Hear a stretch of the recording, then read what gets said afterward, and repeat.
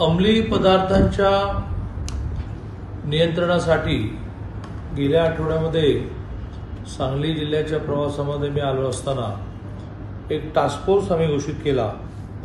ज्या टास्क फोर्समध्ये स्वाभाविकपणे कलेक्टर आणि SP आहेतच, पण बरोबरीने प्रादेशिक अधिकारी, महाराष्ट्र औद्योगिक विकास महामंडळ म्हणजे MIDCचे प्रमुख, महाव्यवस्थापक जिल्हा उद्योग केंद्र, सहाय्यक संचालक औद्योगिक सुरक्षा व आरोग्य संचालनालय, कार्यकारी अभियंता महाराष्ट्र औद्योगिक विकास महामंडळ, सहाय्यक आयुक्त औषध प्रशासन, सगळ्यात महत्त्वाचा माणूस की ज्यांचा यात रोल आहे, ज्यात कंट्रोल करण्यामध्ये, की ज्यात त्यांनी जे साठे सापडतील व शक्यता निर्माण होईल अशा सगळ्या ठिकाणी झाडी घातल्या पाहिजे. उपप्रादेशिक अधिकारी महाराष्ट्र प्रदूषण नियंत्रण आणि पोलीस निरीक्षक गुन्हे अन्वेषण विभाग अशी आज टास्क फोर्स झाला आहे. दर आठवड्याला सोमवारी मी रिगरसली येणार. त्यात हा टास्क फोर्स गेल्या आठवड्यातला आढावा घेईल, पुढील आठवड्यातल्या ॲक्शन ठरतील. गेल्या आठवड्यामध्ये प्रामुख्याने कलेक्टरांनी या बंद कारखाने जे आहेत जवळजवळ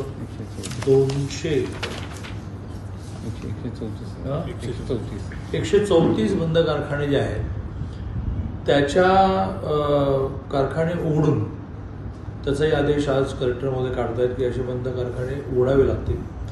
उघडून त्याची एका फॉर्मॅटमध्ये प्रश्नावलीच्या आधारे चौकशी करण्याचे आदेश काढले आहेत आणि त्याप्रमाणे या टास्क फोर्सने हे 134 कारखाने वाटून घेऊन एका आठवड्यात सगळे होतील असं माझं मत नाही, पण जिथे संशय जास्त आहेत तिथे प्राधान्य आणि बाकी पण 134 एका विशिष्ट फॉर्मॅटमध्ये पूर्ण करायचे की हे का बंद आहे, यांनी स्वतःसाठी घेतले आणि दुसऱ्याला वापरायला दिले आहेत का, एका प्रॉडक्टसाठी ती जागा मागितली दुसरा प्रॉडक्ट ते निर्माण होतो का, असं सगळं यातून येणार आहे.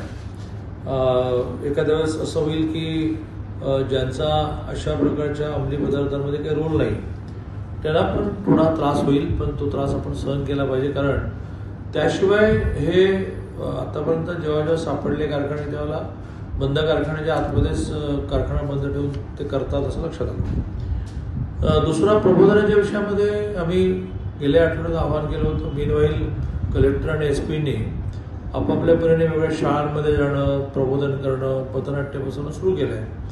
पुन्हा एकदा आवाहन करतो की आम्ही सबस्टॅन्शियल व्यवस्थित पैसे द्यायला तयार आहोत, पण एखाद्या NGOने समोर यायला पाहिजे की ज्यांनी यातले सगळे प्रकार करावे, पथनाट्य करावी, गाणी बसवावी, आकाशवाणीवर प्रबोधन करावं, याची पॅम्पलेट्स करावी, याची प्रदर्शने करावी. असा एक इंटिग्रेटेड टास्क आम्ही गेल्या आठवड्यापासून ऑफर करतो आहे. जिल्ह्यातलीच मंडळी असावीत याला जास्त महत्त्व आहे. आता आम्हाला बाहेरून कोणाला सांगायला लागेल, पण प्रबोधन हा त्यातला सगळ्यात महत्त्वाचा भाग आहे. मी पण आता दर आठवड्याला आलो, जशी टास्क फोर्सची मीटिंग करेन तसं एका शाळेमध्ये मी पण जाईन असं आता तुमचं तरी आहे. काल पण विट्यामध्ये गांजा सापडलेला आहे.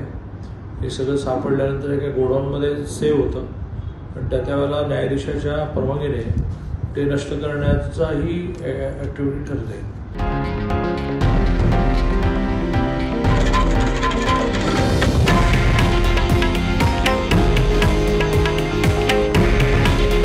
हे आहे देशातील नंबर 1 न्यूज नेटवर्क आणि आपण पाहत आहात TV9 मराठी.